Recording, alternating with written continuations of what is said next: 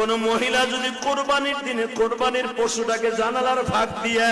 তাকায়া তাকায়া দেখে আর ইসমাইলের কথা ভাবে, আমি আমার ওই মাদেরকে বলবো, মা হাজেরা সন্তানদের সাজাইয়া স্বামীর হাতে জবাই দিতে দিছে, আর তোমার স্বামীর হাতে যখন পশুটা জবাই দিয়ে তেল মালিশ করে দিবা,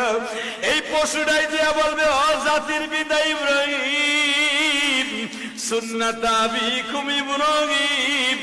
তোমার সুন্নাত আদায় করতে যাই মহিলাই গরুটারে খৈল ভুসি খাওয়াইছে, এই মহিলা গরম পানি করে দিয়ে আদর করে দিছে,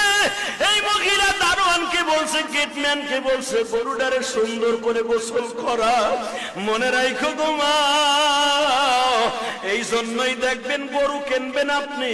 গরুটার তদারকি দিয়ে দিবেন আপনার বিবির আন্ডারে। আপনার বিবি যদি এই গরুটারে তেল মালিশ করে দেয়, গরম পানি করিয়ে দেয়, একটু আদর করে দেয়,